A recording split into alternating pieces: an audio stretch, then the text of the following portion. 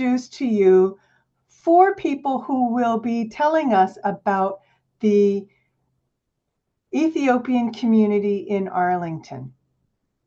You're going to hear from 4 different perspectives on the history of this vibrant and unusual. Who knew that there were so many Ethiopians drawn to Arlington? But the first person who's going to talk to you is Kiddist Ebenezer, who is a manager at the ECDC. I'm going to let her tell you what that is. And she has a background in journalism and social work. She studied at Addis Ababa University. She has been instrumental in forming the Diaspora Document Service and Ebenezer Community Empowerment. She's actively engaged in social events, and she previously ran a promotion company in Ethiopia and now serves as a board member for several local nonprofit organizations. She's lived here in the US for more than 15 years. The next person that you're going to hear from is Esaias Bezeba. He is an accomplished journalist and author, and he's been celebrated for his eight published books and numerous staged plays. He has studied at OSU, the Ohio State University, and AIU. He brings a wealth of experience to his craft, and he currently produces and broadcasts a compelling weekly Ethiopian diaspora radio program, offering insightful narratives and thought-provoking discussions. Beyond his media contributions, he's also employed by Montgomery County. The next speaker you will hear from is Jerusalem Solomon. She is a first-generation Ethiopian American who currently works as the communications manager for the Arlington County Department of Parks and Recreation. She was born in Arlington and currently lives in the North Highlands neighborhood. Finally, you will hear from Mekdes Teganuik. She has more than 15 years of experience in leading human service programs. She served at both international and local nonprofits, including SOS Children's Village, Catholic Charities, and Volunteers of America.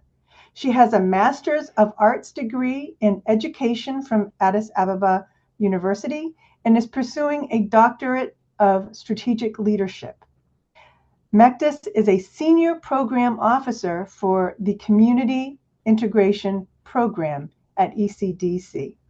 Please help me welcome these 4 wonderful contributors to Arlington County.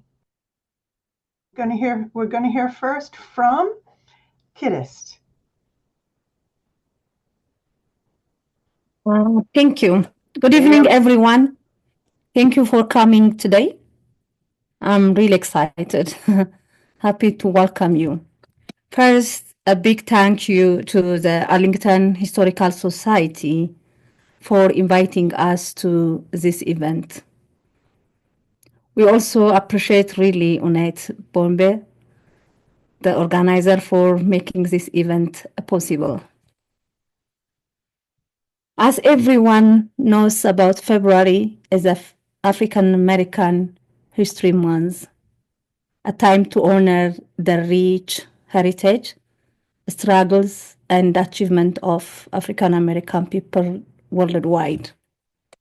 It is a time to remember the past, celebrate progress, and inspire the future.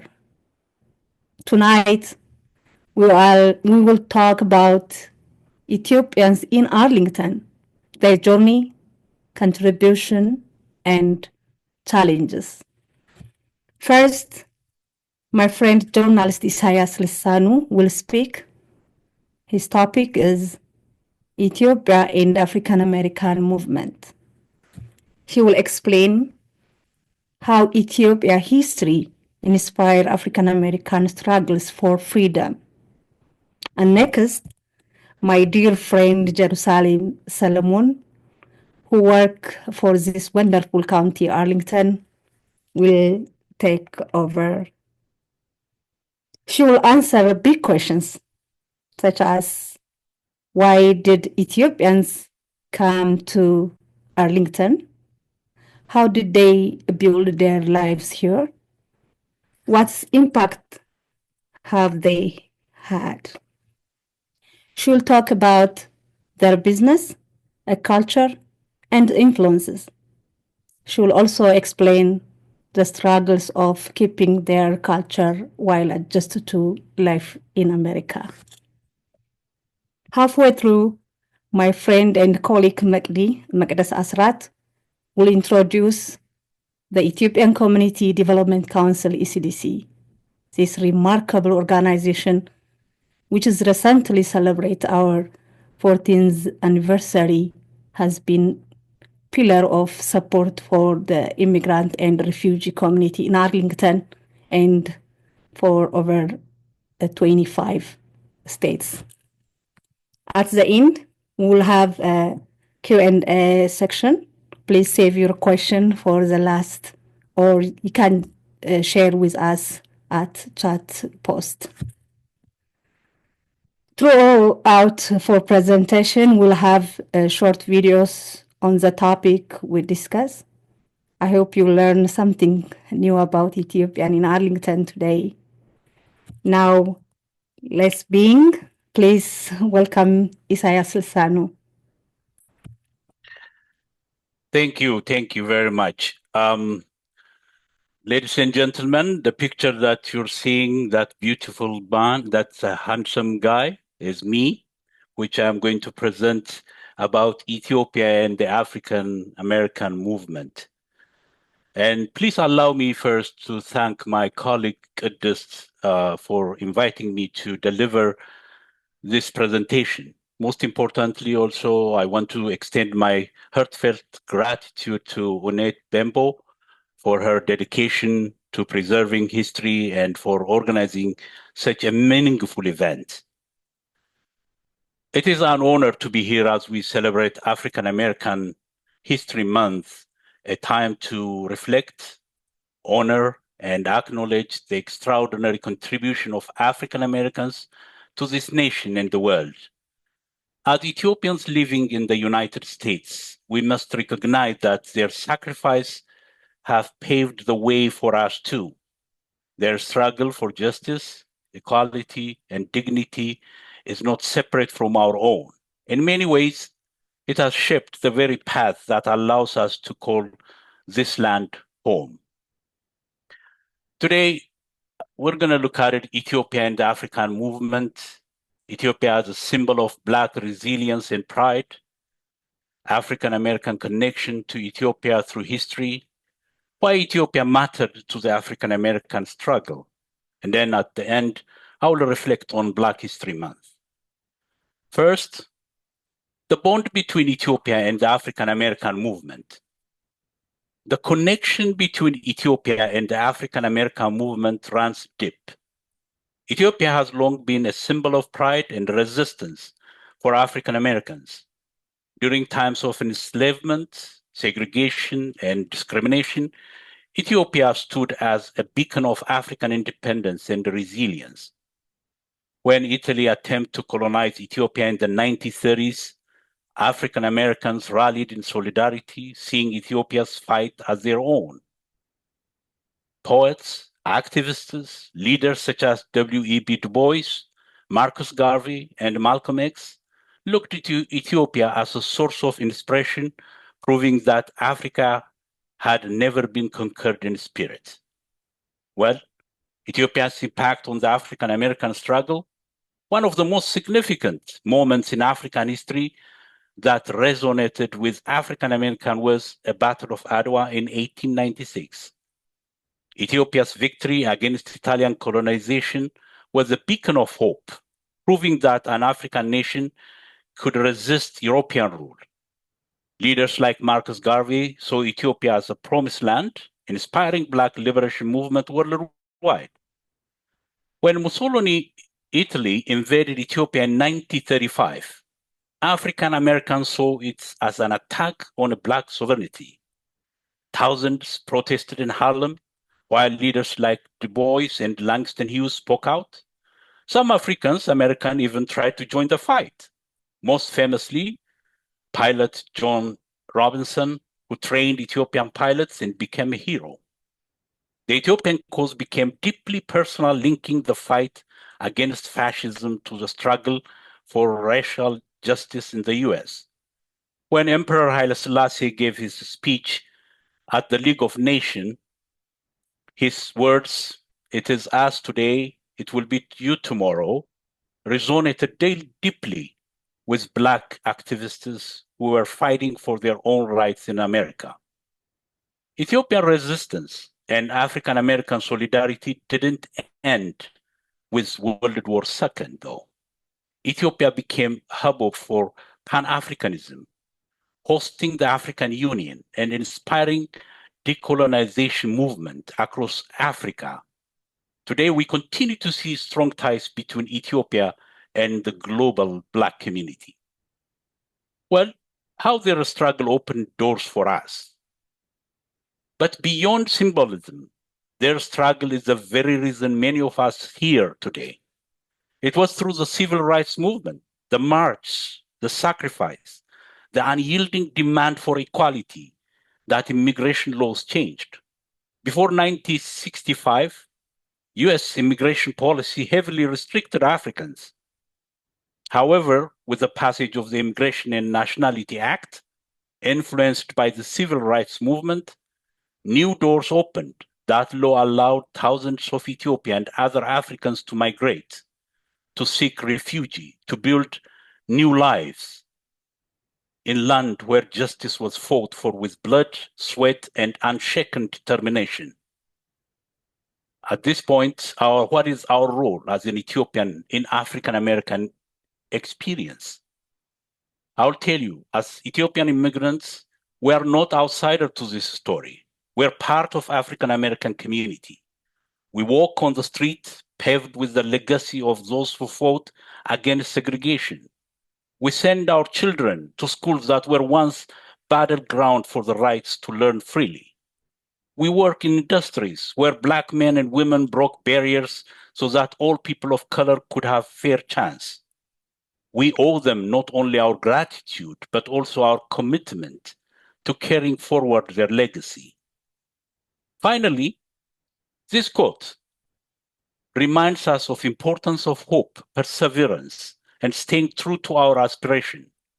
Hold fast to dreams, for if dreams die, life is a broken winged bird that cannot fly.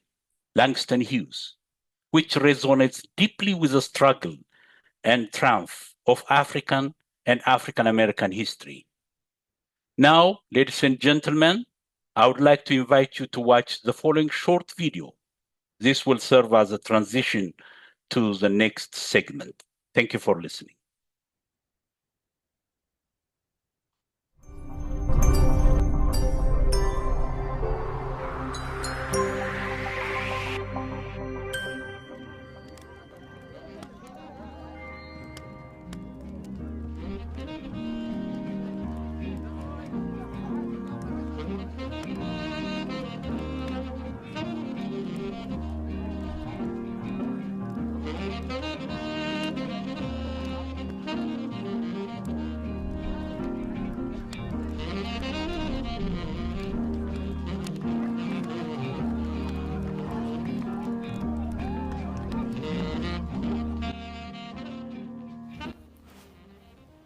In the vast lands of Ethiopia, a story of resilience and pride unfolds. Ethiopia, a land of ancient history, proud traditions, and resilience. A country that stood as a beacon of African independence, home to one of the world's oldest civilizations, and the birthplace of coffee. From the legendary Aksumite Empire to the victory at Ottawa, Ethiopia's legacy is one of the strengths and defiance.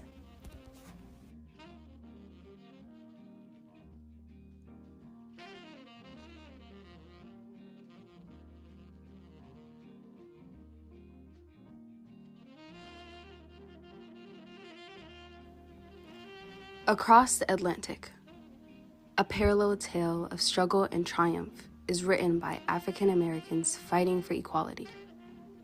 Ethiopia, the only African nation to successfully rebel European colonizations during the Battle of Ottawa in 1896, became a beacon of hope and pride for Black people worldwide. Leaders like Marcus Garvey inspired African Americans to see Ethiopia as a symbol of liberation. The reverence for Ethiopia deepened. During the early 20th centuries, when Italy invaded Ethiopia in 1935, African Americans rallied in solidarity. Leaders like W.E.B.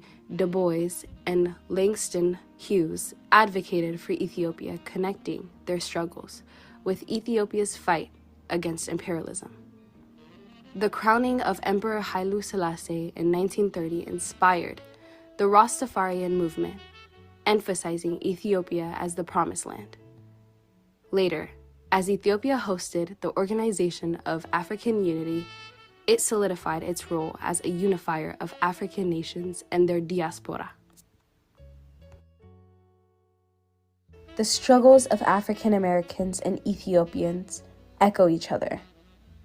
Two peoples connected by shared histories of resistance. Today, their bond inspires movements advocating for racial equality and social justice. As we reflect on the intertwined histories of Ethiopia and the African American movement, we are reminded that the fight for freedom and dignity transcends borders. Together, we honor their legacy.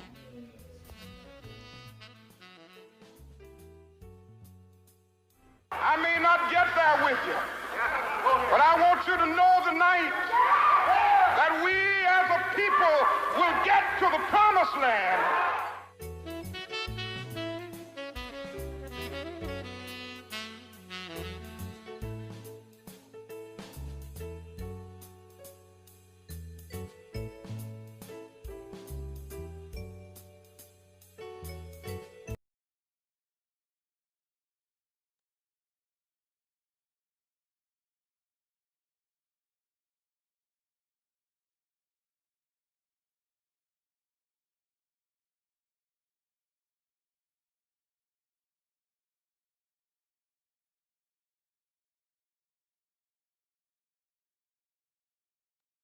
You mute, Jerry.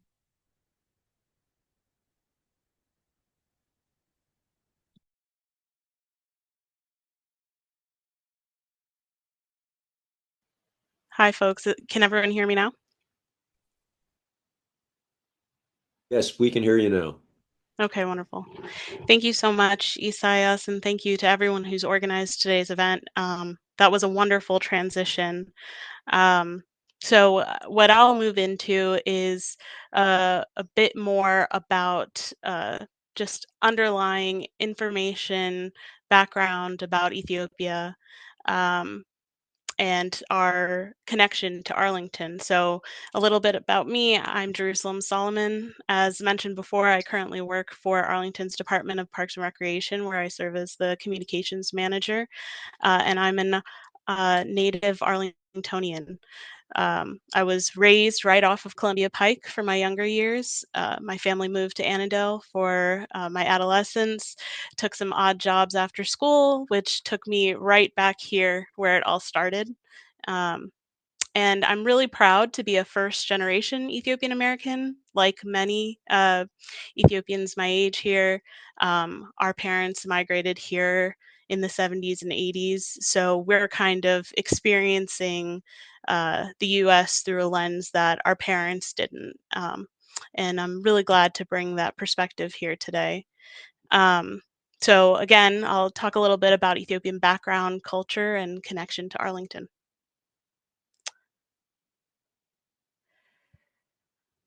So just a quick overview of Ethiopia. It is commonly referred to as the Horn of Africa because it is located in the northeast, surrounded by Somalia, Sudan, South Sudan, Kenya, Eritrea, Djibouti.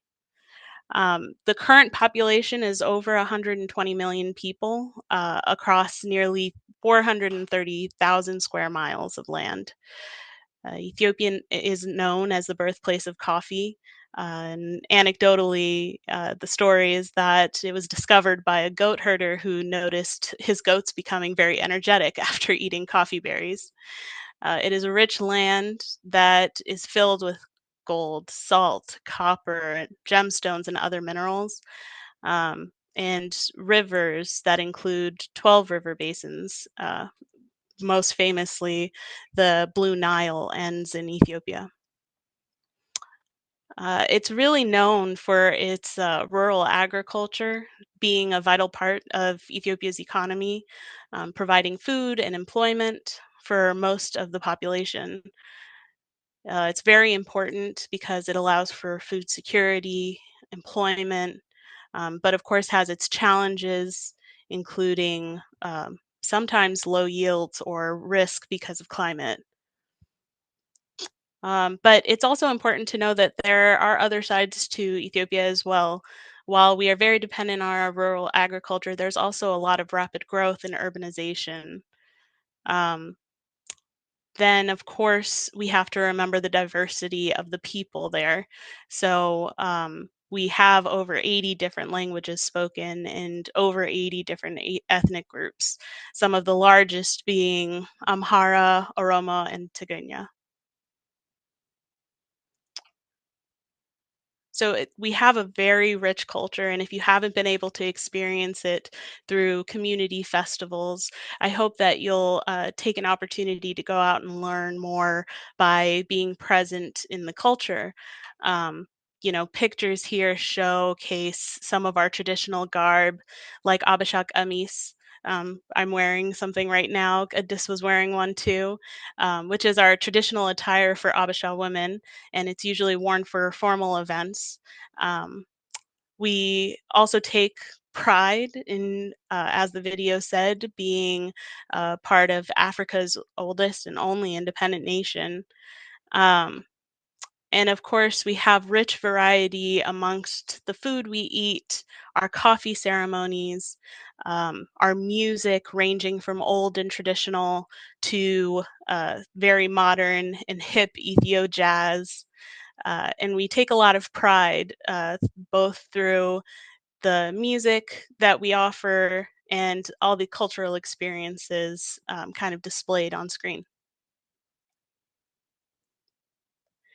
If you also haven't noticed, Ethiopia or Arlington houses many different Ethiopian restaurants where you're able to try some of our delicacies and delicious food.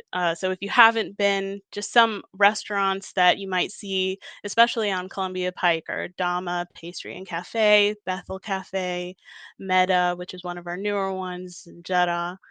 And I would encourage you to try some of our staples. You know, berbere is our national spice, and it's what brings the heat to much of our food. We are very known for our vegan offerings, and it's usually the basis of um, our fasts. We have dorowat, which is a very prominent national dish. It's a chicken stew that's spicy and has hard-boiled eggs.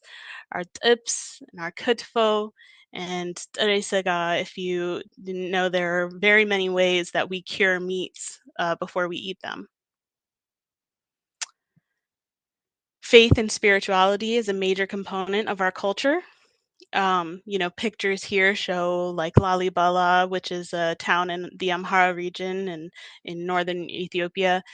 It has distinctive rock cut churches that were built in the 20th, or I'm sorry, the 12th and the 13th centuries, and are some of our most visited attractions. Um, we celebrate and practice many different religious denominations. Um, the biggest being uh, the Orthodox Church, then followed by Sunni Muslim, and followed by evangelical Christian and Pentecostal groups. Another important part of our faith and spirituality kind of shows itself in our calendar. We do not follow the Gregorian calendar, and that's because Ethiopians have different calculations for the date of Jesus's birth. Um, Ethiopians believe that Jesus was born in 7 BC, and the Gregorian calendar starts with the year 1 AD, which means that we are just a bit behind. But it's great because we have different dates for our celebrations, and we also honor the celebrations here. It's also really important to note that we have some cultural hubs through our churches. Some of the notable ones in the area being listed here that are now in Alexandria. Some of them actually started here in Arlington.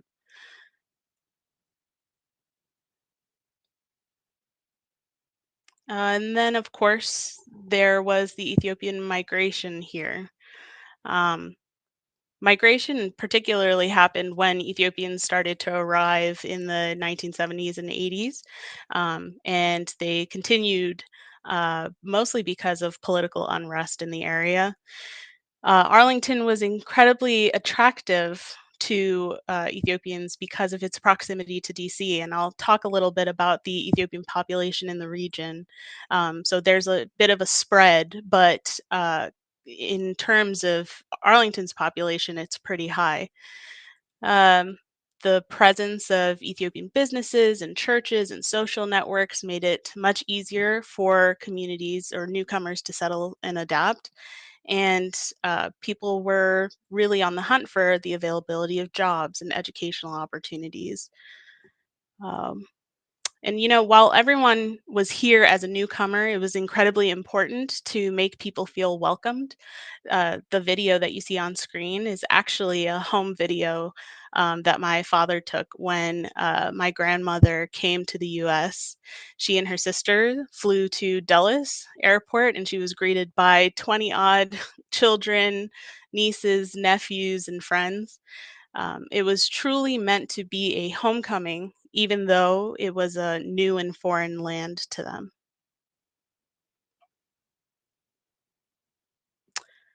So, a little bit about the numbers, as I mentioned. The US has a very large population of Ethiopians, over 325,000, with the highest populations being between the ages of 5 and 9 and 35 and 44. So we anticipate that the population will continue to grow. Something that comes up a lot in my line of work is language. Because I work in communications, we try to translate information and make sure that we're reaching communities that speak different languages. And it's important to note that Arlington Public Schools statistics show that at least 2.6% of students list Amharic as the background language that they speak at home. And Ethiopia is in the top 4 birth countries of students. So Amharic is often a priority in the kinds of information that we translate. So continuing the populations across the region, this map is actually from 2013. I couldn't find something that was comparable, but it's nice to be able to see where the spread is, or at least was at the time. As you can see, many of the cities and counties in the area are somewhere around 1 and 1.5 or 2%. But the highest population in the area is in Alexandria City. So, if you see community events, I feel like most people try to congregate either there or Arlington, which can be a very exciting time. So, a little bit about the challenges and successes. Some of the community's challenges are what we have been, or what we would often expect, something like a language barrier, or struggle to adapt to American life without losing Ethiopian tradition. But some of those challenges also fostered the community's successes, where There were no community hubs. They were made very organized by centers, but also brought tradition back from Ethiopia. I can kind of recollect on some of my family's experiences where we have things called mahabars or udders, which are strong but small, sometimes community structures where people will try to financially and socially support one another. So, in mine, for example, people put money into a pot. There's a charter. Sometimes it is blood family relatives, and sometimes it's people that you've met and communed with and bring together for strong community. But what's beautiful about it is they support each other through good and bad times. So they're there to help support when there's a funeral in a family or when they're celebrating graduations and even weddings. My favorite anecdote is that when I was trying to plan my own wedding, I had to ask my parents, how did you afford a wedding here? And my mom told me that, when she went to the butcher to buy meat, it was already paid for by someone. Or when she went to the dress shop to get her dress, it was already paid for. So, in a bit, I'll also talk about some of the businesses that have provided job opportunities for people.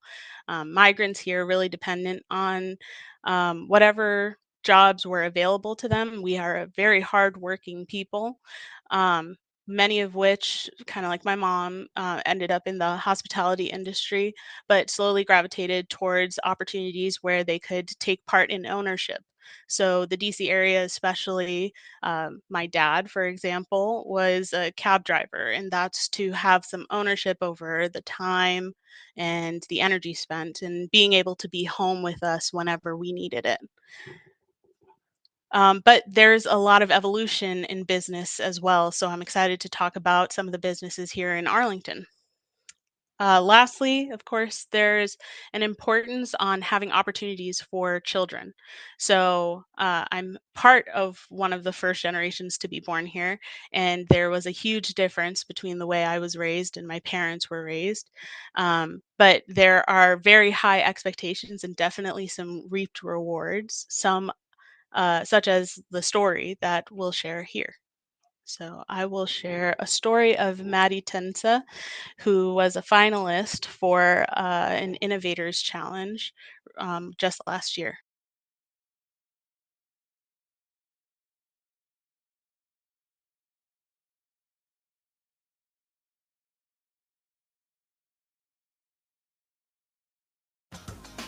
New this morning, an honor for a local student here in the DMV. She is competing on a national level to win more than $100,000 in the STEM competition. Now it's called the Thermo Fisher Scientific Junior Innovators Challenge. I'm excited to say that student is joining me now to tell us more about the competition. We're talking about Maddie Tense Ayolu, one of 30 finalists in this competition. She is here now. She's a 7th grader at Kenmore Middle School in Arlington. Thank you for joining us. Well, I appreciate you joining us this morning. Now, tell me a little bit about this competition. You're in the top 30 now, so tell me a little bit about it. So it starts out with your school science fair, and you have to win and progress to regional science fair. And then from that, you have to fill out an application. There's a lot of steps to get into the competition. So from there, they do the top 300 and then the top 30. Wow, that's impressive. Now tell me about your project. How does your project go? What is your project about? So my project is the effects of seasonal variation on the kinematics of coronal mass ejections using the Solar and Heliospheric Observatory satellite. And my project looks at how coronal mass ejections, which are large outbursts of plasma from the sun's outermost layer, the corona, change with the seasons. Wow, okay. How did you get into all this? How did you wake up one day and say, okay, this is what I'm interested in. This is what excites me? I've always been interested in space science. It started from one book when I was 8, and from there it just expanded. So when science fair came around, I said, why don't I do a space science project? How much time did you have to put into this project? It took a couple months, and most of it was actually the preparing and making the board and writing all the essays, not much the doing the project itself. Right, right. And you fit all that, you were able to fit all that in with your other homework and your other schoolwork and your other stuff at school? Yeah. Did Dad help you at all? Yes, my dad's a big inspiration for me. I got you. Okay, and you're an inspiration for some other kids as well. What's been the response from your schoolmates? My schoolmates are really proud of me, and I'm so grateful with the support they've provided. I couldn't have done this without them. All right, and you know what? You seem like a pretty smart student. I mean, what do you want to be when you grow up? I want to be an astrophysicist, which is basically someone who studies the physics of space, and it's more theoretical. Okay, all right. Okay. And this all started from books, from reading books when you were younger. Yes. Okay, all right. Anything else you want to say? We wish you luck in the competition. Anything else you want to say? For everyone who wants to try a science fair project, just go ahead and do it. It's okay if you make mistakes because you learn from them, and that's how you get better. Wow, that's deep. You're pretty smart. Thank you. She's brilliant. Y'all hear that? Y'all hear that? Go. All right, I hope you were able to hear that, but that was just to show that through the challenges and a relatively short period of time of having been here, we're just really proud and inspired by the opportunities to make our culture proud. And right here in Arlington, as you might have heard, she is a student at Kenmore Middle School.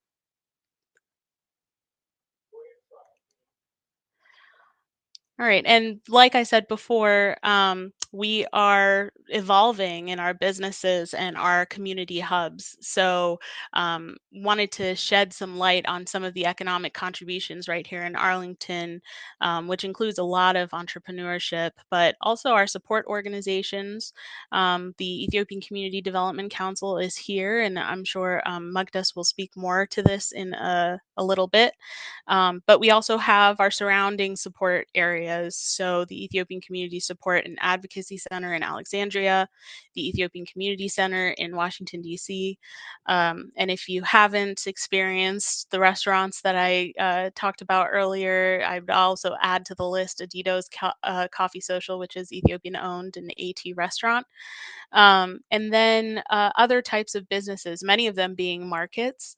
But I believe in the Black Heritage Museum of Arlington on Columbia Pike, we have Ozzy's Flowers, which produces very beautiful flowers just in time for Valentine's Day. So if you have nothing planned, check out Ozzy's Flowers.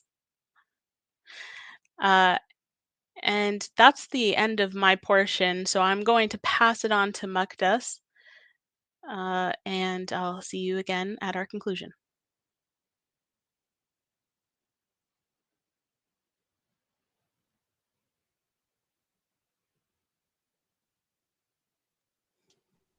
Good evening, everyone. I will take the time to briefly talk about ECDC, not only as someone who currently works at ECDC, but as someone, an immigrant from Ethiopia who has lived in Arlington for the past 10 years. I would just like to take this opportunity to present ECDC to you. The Ethiopian Community Development Council, ECDC, is an organization located in Arlington, 901 South Highland Street. ECDC was founded in 1983 to respond to the Ethiopian immigrants and refugees, Ethiopian and Eritrean refugees in Arlington and DC metro area, to respond to immigration and health and human services needs to just provide basic information, culturally and linguistically appropriate information in 1983. About 42 years ago. So ECDC, after about 8 or 9 years of service, ECDC started resettling refugees through the U.S. RAP program in 1991. Currently, ECDC is one of the 10 national voluntary organizations that Department of State works with to resettle refugees in the United States. ECDC has about 25 plus sites all over the states, affiliate offices and branch offices that do the reception and placement program. The vision for ECDC is to ECDC envisions a world where human rights are upheld and people of all colors and ethnicities, religion, get an opportunity and live up to their full potential. That's the vision. I present to you Dr. Tsahaye Tafara, ECDC's founder and president, a visionary. Dr. Tsahaye Tafara was born in the historical city of Aksum, northern Ethiopia. Him and other visionary friends, his friends founded this great organization, ECDC, which has done such an amazing job in the United States, resettling and integrating newcomers for over 35 years.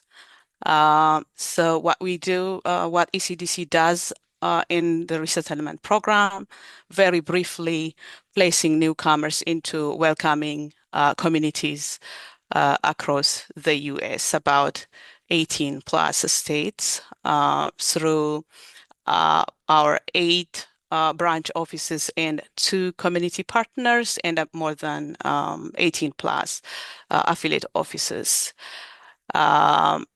You can see in this map where we cover. ECDC is located in Arlington, and giving all that to the U.S. We are working from these places, as you see in the map. ECDC has annual conferences. For the past 27 years, ECDC hosted annual conferences, and because Arlington is home to ECDC, we always prioritize Arlington for the annual conferences. So almost all the conferences have been held in hotels in Arlington. This annual event is very big, bringing up to 400 to 500 people from all over the affiliate offices, sub-offices. Sometimes we have international guests invited to these conferences, bringing people from all over the place to the U.S., particularly Arlington, our home city. Next slide. ECDC has also has very vibrant other national events. One, we have the New Year Christmas dinner, where ECDC brings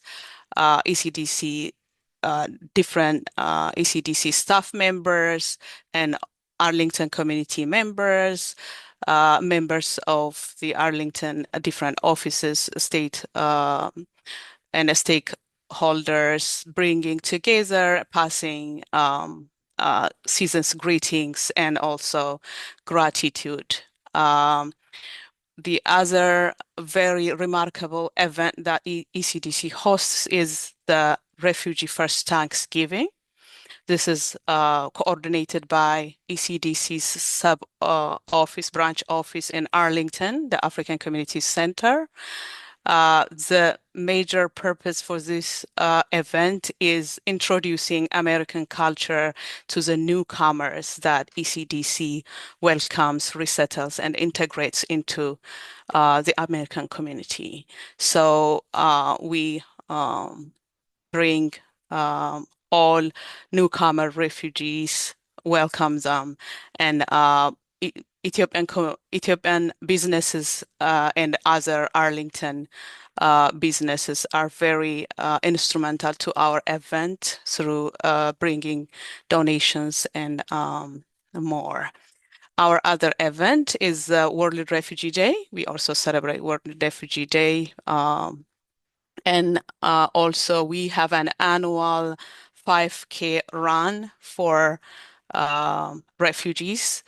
We host our last event for this one brought two world-class athletes to Arlington. ECDC is looking forward to really promote this event to make it a whole Arlington event because it really brings people and world-class athletes to the city of Arlington. It's a great opportunity for Arlington businesses and people, and also it helps ECDC raise fund for overseas education initiatives. Next slide, please.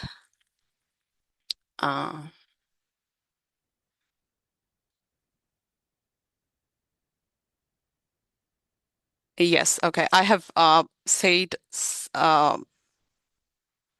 I have spoken a little on one of our branch offices, the Ethiopian community, the ACC DC.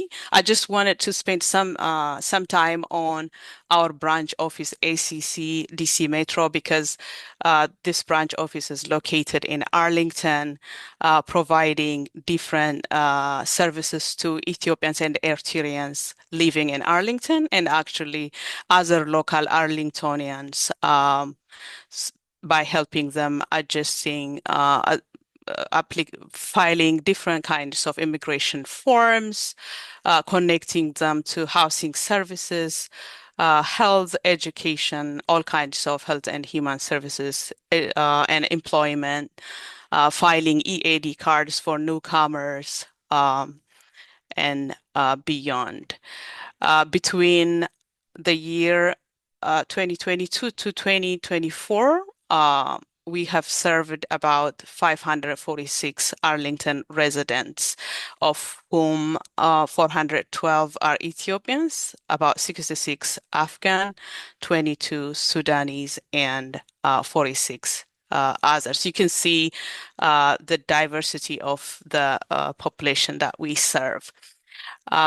Another sister organization that ECDC was able to found was the Ethiopian, the Enterprise Development Group, because as you have heard Jerry speaking, there has been a need for economic empowerment among newcomers as they are here in a new land, struggling with financial have a lot of financial struggles.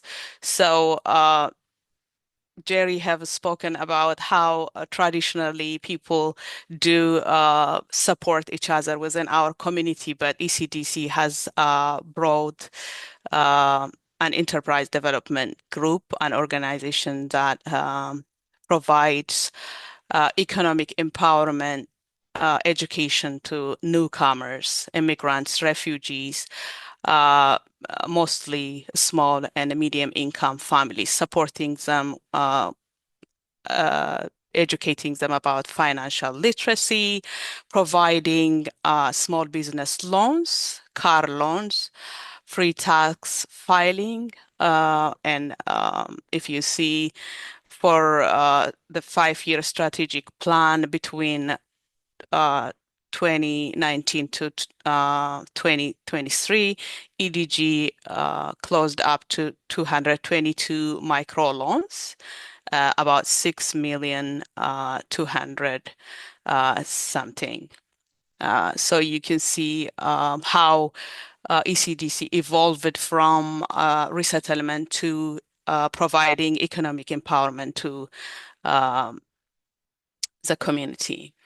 The other foundations that I am presenting here, ECDC also has some overseas programs as I stated briefly earlier. So we have the Aksumite Library. The Revive initiative is for that I told you is we're focusing on more on education, supporting schools in Ethiopia's Tigray region, and hoping to expand to other regions in Ethiopia and Africa as well. Participation, ECDC's participation in Arlington has been very instrumental. We have participated in different community initiatives. We do outreach to the community to support different community initiatives by Arlington County. We have participated in empowering minority children. ECDC used to give prizes to minority children who have achieved higher grades in their classes. ECDC also participated in the Car-Free Diet Arlington. We have contributed, the organization has contributed in making Arlington green. And I can say the organization has been really everywhere in Arlington's initiatives. So housing, as you see, this is the Aksumite building.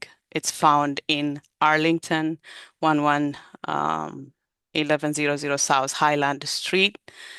ECDC has contributed, sister organization Highland Holdings has contributed this much. I'm trying to run through because I have only like limited time. All these remarkable things that ECDC has given to Arlington and beyond shows that the founder, Dr. Zahaye, and all the team, that Ethiopians haven't taken the opportunities that we are given for granted. So ECDC. So currently we are challenged. I just wanted to speak a little about the current challenges because 80% of ECDC's support comes from federal grants. And you know what's happening to federal grants currently. Our reception and placement department is heavily affected by that, nearly closed. So there are so many uncertainties in our community integration programs. All the great work that ECDC has been doing the past 42 years is kind of, we are kind of in huge uncertainty like all the resettlement agencies. And so we are hosting a fundraising gala for anyone who is passionate about Arlington, who's passionate about saving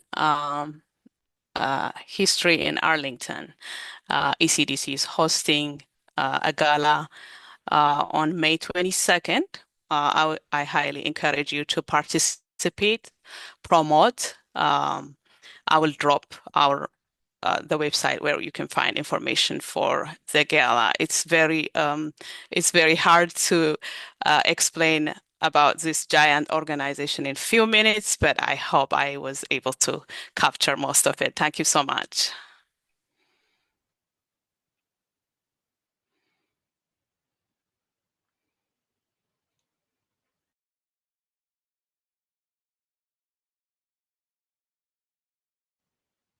Hello, folks. Hopefully you can hear me again. But I just wanted to help bring us to a close. So, I hope that what you take away from tonight's presentation is our appreciation and love for the country. Ethiopia is a beautiful land with a rich and vibrant culture, which we hope that we exhibit here in Arlington. We are proud of finding our place here and honoring our connection to the African diaspora. And, as Mukdas shared, there are going to be continued challenges, but we are very strong in our faith that with community we move forward. So I'm going to give you one final thank you for having us today, and maybe open up for some questions. I'll hand it back over to the organizers of tonight's event. Okay, this is Marty again. We do have a couple questions. So the first one, and I don't know how you want to answer this, but it says it seems as if most of the Ethiopian community in Arlington and neighboring jurisdictions come from the Ethiopian Orthodox Church community. Is that correct? And does that reflect other Ethiopian immigrant communities elsewhere in the U.S.? If so, why did this particular part of Ethiopian society emigrate? Do I need to repeat any of that? No, and I don't know if any of my peers want to jump on and speak to their own experiences. But yeah, I mean, I think from my experience, much of the community I've come in contact with do belong to the Ethiopian Orthodox faith, but that is also the highest population or the highest practiced religious denomination.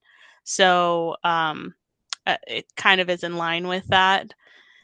And it's also in line with a lot of the churches that we have here that practice that faith. Anybody else want to share? Well, I just want to make a mention. Mecca's put her the link to the EDCD Gala information. If you're out and you want to in Zoom land and you want to get that, just highlight it with your cursor and copy it. If you hit it and you've joined not in Zoom but in a browser, it might blow you off this. But just know that that's there if you want to get it. And I have one other question, which is, what is the dominant language spoken in Ethiopia? If anyone wants to correct me, please do, but I believe it's Amharic. Okay. And that's most like what language that we might understand? It's definitely in the top 5 spoken languages here in Arlington. We know that from schools data, and that's why we make sure to translate into Amharic. Okay. Great. Any other questions? I don't have any other in Can I say something? Yes, go ahead, Okay. Esaias. Yeah. Well, the first question is with regard to the religion. I think every kind of religion, Ethiopians, migrated here in the U.S. I think that you may probably see more Christian because of the population. I think in the population, the majority is Orthodox Christian, so that's why when you see the migration, the problem is, I believe, the census here in the county does not categorize the data by the country of origin or the religion. And some of the information that was given earlier by Jerry is mostly it's available through local agencies and schools, as they record spoken language during registration. So sometimes it is misleading just to see, a certain group of people who are, Orthodox, and then, everybody or the Orthodox are the only one who are migrating. No, there are different kinds of religious people are migrating from Ethiopia as well. Okay, good. I have one other question. It's kind of a question and comment. It says, thanks so much for this rich presentation. This is from Kate. And she said, will Arlington County be promoting the events mentioned in this presentation? I'm not sure who's best to answer this. Jerusalem, you may know more about from an Arlington County perspective than I do. Yeah, we don't have as far as Arlington County is concerned, we don't have an event specific to Ethiopian culture. But ECDC has often been present through tabling at many of our other events like the county fair or Field Heritage Festival, as you mentioned before. Okay, good. Well, Annette, do you want to say any final words or you want me to close this out? Well, I just want to say thank you so much, all 4 of you, for enlightening us on what Arlington means to you and what you mean to Arlington. Thank you so much. I think We all learned an entirely different perspective on African American history, and I thank you so much for sharing that. And I'll comment, a very professional presentation, and I know everybody rehearsed it. You are right on time. I know your target was 60 minutes, and right now you're right there after you got introduced. So great That's job. hilarious. Okay, I'll end the Zoom session. Thanks everybody for Thank you very attending. much. Yep. Thank Thank you you. very much. Thank you. Thank you.